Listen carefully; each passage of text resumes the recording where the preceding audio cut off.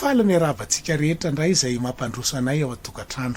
Ny pasteur Mahery Razafindralambo Atrano mbola mizara ny fahasoavana ao atokantranonao. Ny fanahy masina ane mbola anokatra hatrany ny masom-panahintsika rehetra amin'ny fahatakarana ny zava-miafina ny tenin'Andriamanitra izay voalaza atao amin'ity lesona androany ity indray.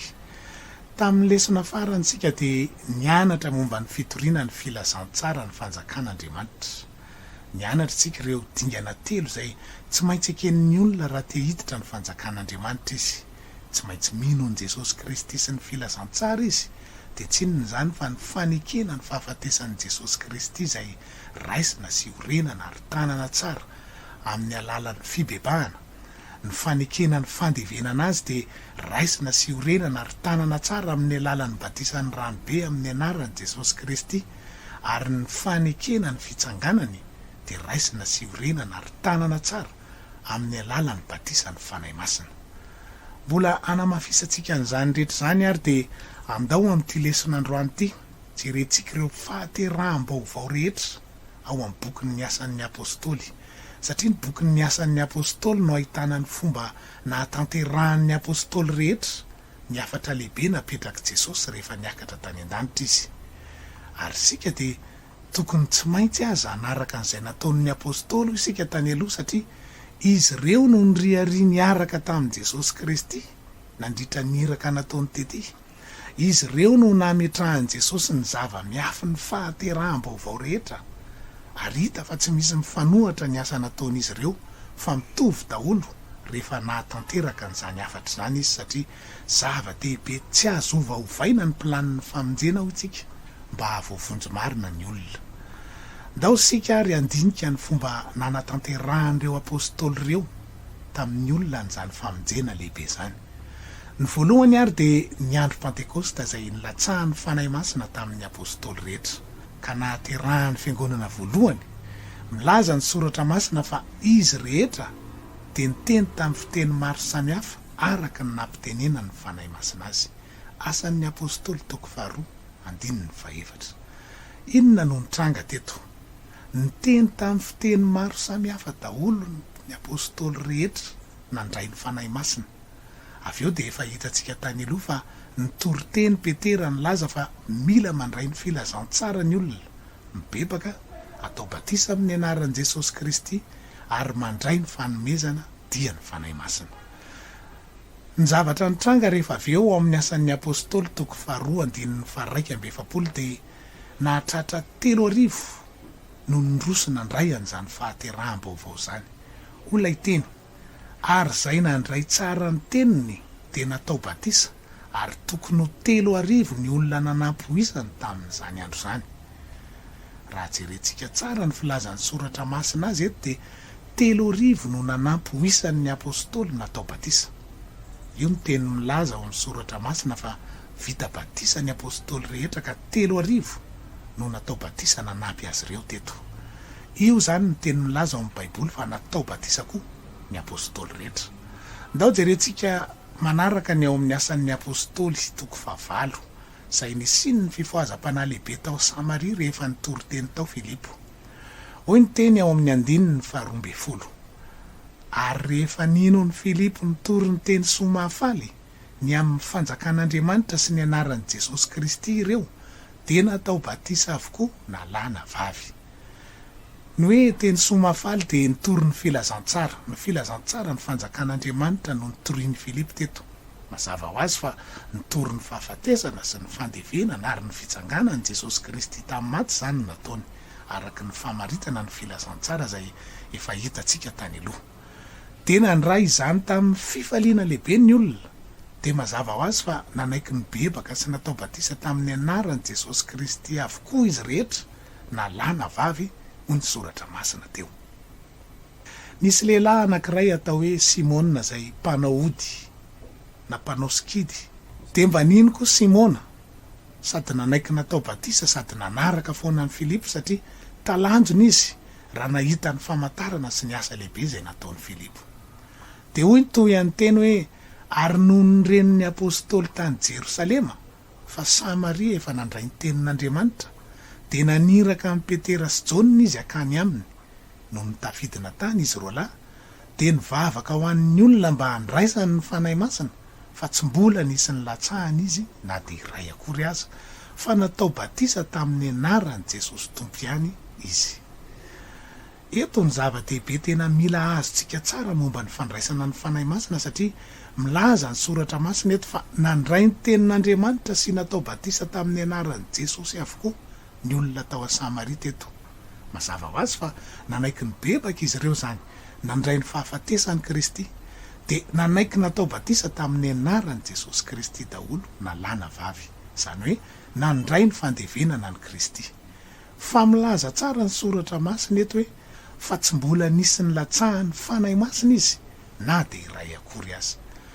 Mila mijanona kely mihitsika aloha eto mamakafaka n'ity fandraisana ny fanahy masina ity satria maro ny fampianarana amin'izao andro farany zao milaza fa rehefa mino an' Jesosy Kristy eo mivavany sy eo mifony fotsiny ny olona hoe mino an' Jesosy ho tompo sy mpamonjy ny fiainany de lazaina fa efa nandray ny fanahy masina izy.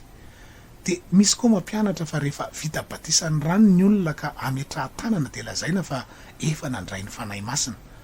Fa ireto Samaritanina ireto teto efa nino an' Jesosy Kristy rehefa nitoriany Filipo, efa nandray ny tenin'Andriamanitra tamin'ny fifaliana be hoy ny Baiboly teo, efa vita batisa tamin'ny anaran'i Jesosy Kristy avokoa. Kanefa mbola miteny ny soratra masina eto fa mbola tsy nisy ny latsahan'ny fanahy masina izy na de iray akory aza. Fa rehefa tonga avy any Jerosalema Petera sy Jaona nametra tanana taminy vao nilatsaka taminy ny fanahy masina. Tena zava-dehibe ny fahazahoana tsara ny zava-mitranga eo eto mba tsy hadiso hevitra atsika ny amin'ny filatsahan'ny fanahy masina ny amin'ny olona. Manoa ny 7:12 manao hoe ary izy roalahy nametra tanana taminy ka tena ndray ny fanahy masina ireo. Teto zany de rehefa nametra tanana aloha ny apôstôly izay nafarana manokana avy any Jerosalema vao nilatsaka ny fanahy masina. De mitohy ilay teny hoe ary Simona noho ny nahita fa ny fametrahan'ny apôstôly tanana noho ny nanomezana ny fanahy masina de nitondra vola omena azy ka nanao hoe omeo zany fahefany zany koa mba handray ny fanahy masina ny olona metrahako tanana. Fa hoy Petera taminy aoka ho very ambanin'ny tenanao ny volanao satria nataonao fa azo fidim-bola ny fanomezan'Andriamanitra. Nahatsikaritra zavatra Simona teto. Ny zavatra tsikariny de zay olona nametrahan'ny apôstôly tanana de nandray ny fanahy masina. De nanome volan'ireo apôstôly ireo izy hoe mba hameo an'izany fahefany zany koa ho vidiko mba handray ny fanahy masina koa zay ametrahako tanana. Ny zavatra hitan'ny Simona teto ry havana ka nahatonga azy nanome volan'ny apôstôly de tsy inona fa ny zava-nitranga tamin'ny andro Pentekosta ihany. Nitranga tamin'ny andro Pentekosta rehefa nilatsahan'ny fanahy masina ireo apôstôly sy ny mpianany de nanomboka ny teny tamin'ny fiteny maro samihafa ireo araka ny nampitenena ny fanahy masina azy. De nanao taopony Simona hoe azo vola be ary raha manana an'izao fahefany izao satria zay ametrahako tanana zany de hiteny amin'ny fiteny tsy fantatra daholo koa. Ny apôstôly Petera niteny taminy hoe aoka ho very ambanin'ny tenanao ny volanao satria nataonao fa azo fidim-bola ny fanomezan'Andriamanitra. Tsy manana anjara na raharaha amin'izany zavatra zany ianao satria tsy mahitsy fohy ao anatrehan'Andriamanitra.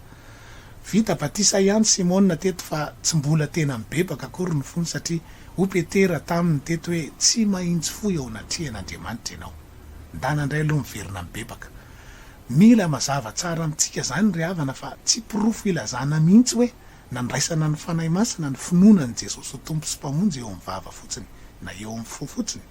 Ary tsy pirofo nandraisana ny fanahy masina koa ny batisan'ny rano fa ny pirofo andraisana ny fanahy masina de ny fitenenana ny fiteny maro samihafa na ny fiteny tsy fantatra araka ny nampitenena ny fanahy masina n'le olona tahaka ny tamin'ny andro Pentekosta.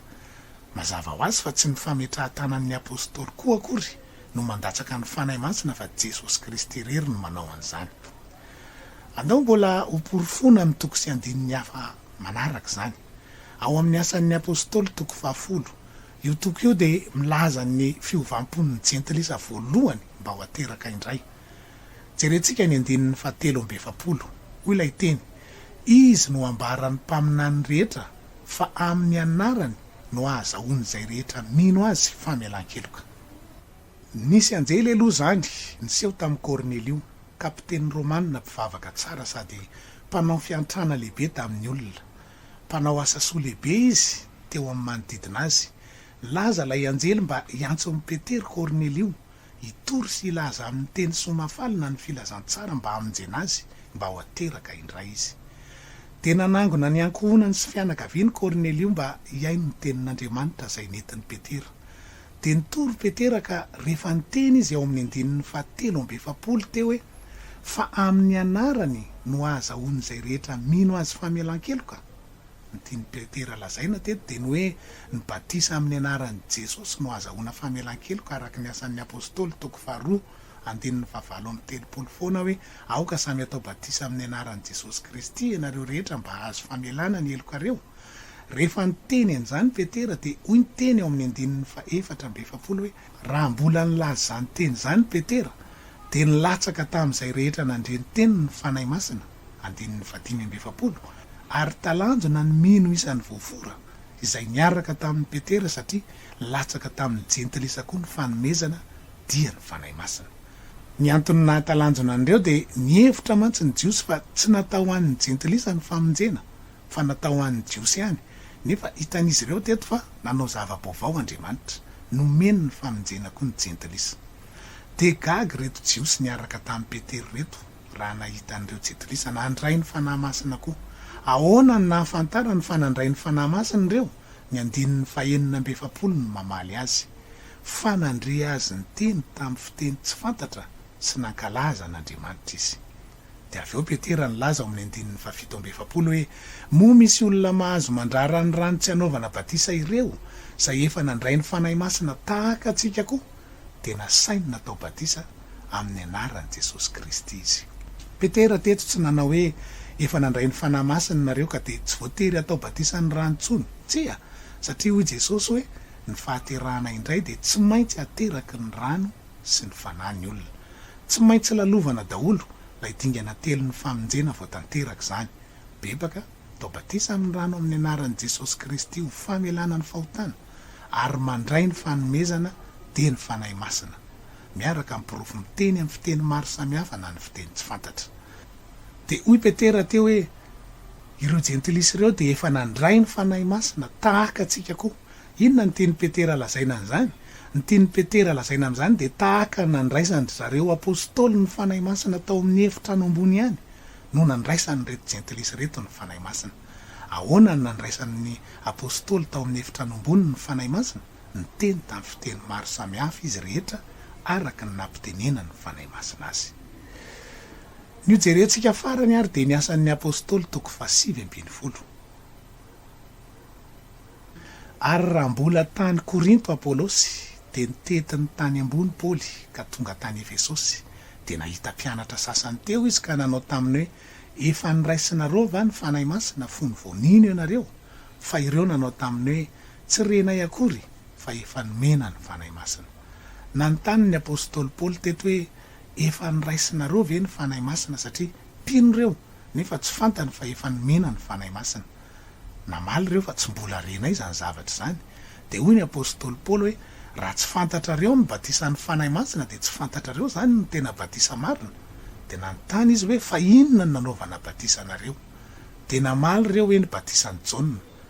Dia nilaza Paoly fa Jaona nanao ny batisan'ny fibebahana ka nilaza tamin'ny olona ino izay avy anaraka azy dia Jesosy. Ary raha nare izany izy hoy ny teny dia natao batisa ho amin'ny anaran'i Jesosy Tompo. Ary rehefa nametrahany Paoly tanana izy dia nilatsaka taminy ny fanahy masina ary niteny tamin'ny fiteny tsy fantatra izy sady naminany. Hitantsika amin'izany fa tsy niova mihitsy ny fandraisan'ny olona ny filazantsara, tsy niova ny fandraisana ny fanahy masina. Efa hitantsika tany aloha fa isaky mitory ny apôstôly dia tsy maintsy ao ny finoanan'i Jesosy Kristy aloha, ao ny fibebahana, ao ny batisan'ny rano amin'ny anaran'i Jesosy Kristy ary ao ny fanahy masina pirofo miaraka amin'ny fiteny maro samihafa na ny fiteny tsy fantatra. Ry havana malala, raha niaraka tamin'ny pirofo miteny amin'ny fiteny tsy fantatra no nandraisan'ireo mpianatra rehetra voalohan'ny fanahy masina ao amin'ny Baiboly na jiosy na jentilisa, dia mazava ho azy fa tokony ho izany ihany koa no andraisantsika firenena rehetra azy ankehitriny. Satria mbola milatsaka ny fanahy masina ankehitriny izao ary fahavolombelona izany izahay. Aza dino fa ny fananana ny fanahy masina no hampankatra antsika eny amin'ny rah ho any lanitra rehefa tonga Jesosy Kristy. sika tsy afaka hanana hery tsy ambikina itsena azy eny ambony eny fa fanay masina irery ihany no ery anova ny tenantsika ho amindray mpimaso ho nofo tsy mety loha intsony tsy mety maty intsony tsy zakany gravité any tany intsony fa ny fanay masina rery ihany no afaka hisitona atsika itsena ny tompo eny amin'ny abakabaka itsena azy rehefa tonga izy. Misy milaza mantsy hoe mifanomeza-pahasoavana ny teny tsy fantatra ka tsy voatery manana an'izany ny olona. Za koa taloha mba tena nihevitra an'izany fa hitantsika izao androany aloha fa raha vao miresaka fandraisana ny fanay masina ny baiboly dia niteny tamin'ny fiteny tsy fantatra daholo ny fandraisana azy rehetra. Ny fiangonana pentekotista mitambatra rehetra koa dia niteny amin'ny fiteny tsy fantatra daholo rehefa nilatsaka ny fanay masina satria izay no nandraisana ny fanay masina tahaka ny tamin'ny andro pentekosta ihany. Mbola anazavana io teny tsy fantatra io sika aorianao ary ho hitanao fa misy karazany roa ny fiteny tsy fantatra ka ny mahatonga ny olona milaza hoe tsy voatery manana azy dia satria ilay karazany voalohany ihany no fantany. Ho hitantsika eo ihany izany fa arao foana ny fandaharana fa ao aoriana kely eo tsika mianatra azy. Tsy maintsy manana ny fahatsapana rehetra nananan'ireo apôstôly sy ny mpianany rehetra ireo isika satria Jesosy Kristy nanafatra azy ireo ao amin'ny Mateo 7:7-7 manao hoe ataovy mpianatra ny firenena rehetra, ny dikany dia hoe ataovy toanareo ny firenena rehetra mandra-patongako. Tokony hitovy amin'ireo mpianatra voalohan'ireo zany tsika, izay nataon'izy ireo no tsy maintsy ataontsika koa, ny fahatsapana nananany no tsy maintsy hananantsika koa. Jesosy Kristy tsy miova omaly an'io ary mandrakizay ho ny Hebreo 7:7-9. Iverina amin'ilay asan'ny apôstôly 7:7 teo tsika. Teto dia mila mariantsika tsara fa naverin'ny Paoly natao batisa ireo mpianatra rehetra ireo kanefa efa nataony Jaona batisa ho an'ny fibebahana. Ny batisa ny Jaona mpanao batisa dia batisa tsy nisy anarana. Zany no antony namerenan'ny apôstôly Paoly ny batisan'ireo satria ny fanaovana ny batisa amin'ny anaran'i Jesosy Kristy no tsy tao. Tsy hoe tsy nety akory ny batisan'i Jaona fa batisa ny elo lalana fotsiny ihany zany. Fa rehefa vita kosa ny famonjena nataon'i Jesosy Kristy tao Kalvari dia tsy maintsy tononona ao amin'ny batisa amin'izay ilay anarana mamela heloka sy anarana mahavonjy mba hahazahoana ny famonjena. Hoy ny asan'ny apôstôly 4:2-12 hoe tsy misy famonjena amin'ny hafa fa tsy misy anarana hafa ambany lanitra nomenan'ny olona izay azahoantsika famonjena. Mampiseho amintsika izany fa tena azo verina tsara ny batisa rehefa mbola tsy maharesy lahatra ny amin'ny famonjena tahaka ny nataon'ny apôstôly Paoly teto. Iray ny batisa hoy ny Efesianina 4:4-5. Ny dikany tsy hoe indray mandeha tsy azo verina akory fa iray tokana ihany. Ka raha mbola tsy tonga ao amin'ilay batisa tokana mahavonjy ny olona anankiray dia mbola azo verina foana izany raha manala sala tsy azo antoka satria sarobidy loatra ny mandrakizay ho isika. Aleo manana ny famonjena feno ho an'ny fanahintsika mba tena ho velona sy amirapiratra mandrakizay eo anilan'ny tompo izany fanahintsika izany fa tsy ho voalatsa anenina mandrakizay any amin'ny elo. Ka mbola azo verina foana ho isika ny batisa tahaka ny nataon'ny apôstôly Paoly teto rehefa mbola tsy tonga ao amin'ilay batisa tokana maharesy lahatra. Inona ilay batisa tokana? Ao aoriana ny fibebahana nasitrika na nasoka tao anatin'ny ranobe no le olona mba ahatomombana sy ahatanteraka n'ilay fahaterahana arak'ilay teny hoe ateraka ny rano ary amin'ny anaran'ilay mpamonjy antsika dia Jesosy Kristy. Mety mipetraka ao an-tsainao ny fanontaniana hoe ahoana izay n'ilay afatry Jesosy ao amin'ny Matio 7:7-7 nanao hoe dia ataovy mpianatra ny firenena rehetra manao batisa azy ho amin'ny anaran'ny Ray sy ny Zanaka ary ny Fanahy Masina. Tsy ho vitantsika eto fa misy lesona ray manokana mihitsy aloha izay mampianatra amin'ny Tsipriany ny mahay ihany an'Andriamanitra manazava misy kokoa hoe nahoana ny tsy maintsy amin'ny anaran'i Jesosy ny batisa ary afaka mahazo an'izany fampianarana izany ianao amin'ny laharana finday izay miseho amin'ny faran'ny lesona. Fa nanonteny an'io azy Jesosy Kristy ny batisa nataon'ny apôstôly rehetra ao amin'ny baiboly dia tamin'ny anaran'i Jesosy Kristy avokoa fa tsy tamin'ny anaran'ny Ray Zanaka sy Fanahy Masina. Satria ho hitanao ao amin'io lesona io fa iray ihany Andriamanitra fa nanao asa anankitelo izy dia ny asan'ny Ray, ny asan'ny Zanaka ary ny asan'ny Fanahy Masina. ary ny teny hoe iray zanaka sy fanahy masina dia tena manambara sy manondro an' Jesosy Kristy fa tsy manondro Andriamanitra anankitelo akory. Mampirisika anao zay akany sy ny DVD misy an'izany rakitsary rehetra amin'ny lesona izany momba ny andro farany sy ny filazantsara, ireo fandaharana rehetra dia vitanao ao daholo. Ny batisa dia famonjena satria hoy Jesosy ao amin'ny Marka 4:9-20 hoe izay mino sy atao batisa no vonjena, ary ny asan'ny apôstôly 4:12 teo dia milaza fa tsy misy famonjena amin'ny hafa, fa tsy misy anarana hafa ambany lanitra nomenan'ny olona izay azahoantsika famonjena. Noho izany dia ny anaran'i Jesosy Kristy ihany no anarana mahavonjy tononona ao amin'ny batisany rano, ary tsy fombafomba am-piangonana ny batisa fa tena famonjena ny fanahintsika ry havana hoy isika teo. Mitovy daholo ny fomba nitorin'ny apôstôly rehetra ny filazantsara ny fanjakan'Andriamanitra sy ny fanatanterahana eo amin'ny olona ny fahaterahana indray. Mino an' Jesosy Kristy le olona fa ho azy ny nahafatesany, nalevy natao am-pasana izy ary nitsangana tamin'ny andro fahatelo. Raha mino an'izany izy dia manaiky ny bebaka, manaiky atao batisa amin'ny ranobe amin'ny anaran'i Jesosy Kristy, ary avy eo manaiky andray ny fanomezana dia ny fanahy masina. Miaraka foana ny pirofo miteny amin'ny fiteny tsy fantatra araka ny ampitenena ny fanahy masina azy tahaka n'izay seho tamin'ny apôstôly tamin'ny andro Pentekosta ihany. Izay ny planin'ny famonjena nataon'Andriamanitra araka ny soratra masina. Azadiny fa ny devoly koa manana planina dia ny planin'ny fahaverezana izay mangala tahaka ny planin'Andriamanitra, manao mitovitovy fa tsy tena izy, tsy tena marina fa oatra ny toa marina. Ny zava-dehibe indrindra mila fantatsika amin'ity lesona ity dia ny mba hananantsika antoka tanteraka fa tena efa nateraka indray marina isika, nateraky ny rano sy ny fanahy tamin'ny refiny men'Andriamanitra rehetra no lazaina teo. Misy refiny foana ry havana ny famonjena ataon'Andriamanitra. Raha nanao ny famonjena izy tamin'ny andron'ny Lota dia nanao refy mazava tsara hoe aza mierika ary aza mijanona fandrao aringana ianao. Genesis 7:17-17. Dia hitantsika ny tantara fa rehefa tsy nankatohany izany ny vadin'ny Lota dia tsy tonga tany amin'ny famonjena izy, lasa fongatsira. Dia toy izany koa tamin'ny andron'ny Noa, rehefa nampanao ny sambo fiaran'ny Noa Andriamanitra dia nasainy nasiana refy mazava tsara koa ny sambo, tahaka ny hoe 300 akio ny lavany, 30 akio ny ahavany, 50 akio ny sakany, efitra 3 mifanongoa izy, azo gofera no anaovana azy, sy ny refy rehetra sisa tsy voatanisa eto. Nahoana no nasain'Andriamanitra nasiana refy mazava tsara toy izany ty samby fiara famonjeny ity? Dia satria lalatsarotra ny nandehanany io nandritra ny fotoana maharitra. 2 taona sy 10 andro ilay samby fiara teny ambonin'ny rano teny foana, mandra-paharitra ny rano.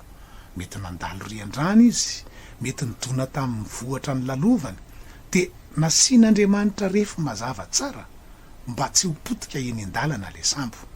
Ka raha nanovan'izany refy izany Noa dia azo antoka fa ho potika teny an-dalana le sambo satria efa voakajin'Andriamanitra mialoha ny lalatsarotra rehetra nalehany, ka dia ho faty tao ihany izy valy mianaka fa tsy ho tonga tany amin'ny famonjena. Amin'izao andro misy antsika izao dia tena mandalo lalatsarotra ny fiainan'ny olona, tahaka n'ilay samby fiara teo. Mandaly ady maro isan-karazany, fakapanahy maro isan-karazany, tsy fisim-bola sy ny sisa, fifandonana isan-karazany. Ary efa nianarantsika tany aloha fa efa manomboka miditra amin'ny krizy makany amin'ny fahoriana lehibe tsika izao, ary andalo izany daholo na iza na ny olom-boafidy aza. Raha teo tonga soamantsara any amin'ny fanjakan'Andriamanitra isika ry havana dia tsy maintsy makatoa tsara ny refy rehetra nomeny mba tsy ho very mandrakizay ny fanahintsika ka ho tonga any amin'ny famonjena. Ny refiny hoe ateraky ny rano dia atao batisa asitrika ao anaty ranobe amin'ny anaran'i Jesosy Kristy fa tsy amin'ny anarana hafa, ary ao anatin'ny batisa ihany no anatanterahana an'izany. Hoy Petera ao amin'ny asan'ny apôstôly 2:20-30 teo milaza azy hoe aoka samy atao batisa amin'ny anaran'i Jesosy Kristy ianareo rehetra mba azo famelana ny elokareo. Fa fany ny rahan'i Jesosy daholo ny eloka rehetra vitanao nanomboka tamin'ny anao vao nanomboka kely vao nianatra nanota, mandra-pivoakanao anatin'io rano anaovana batisanao io. Fa fany daholo, voasasa madio ny fijeriny anao amin'ny mason'Andriamanitra, tonga olom-baovao.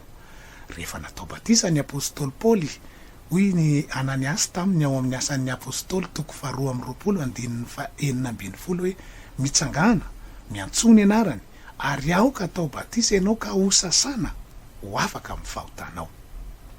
Hitanao ny fanonana ny anaran'i Jesosy ao amin'ny batisany rano no manadio sy manasa ny fahotana vitantsika rehetra, ary ny refiny hoe mandray ny fanahy masina dia miteny amin'ny fiteny tsy fantatra ny olona rehetra izay latsahany fanahy masina. Hitantsika amin'izany ny mahatokana ihany an'ity filazantsara famonjeny ity, satria ilay Andriamanitra tsy miova maly an'io ary mandrakizay ny nanao azy.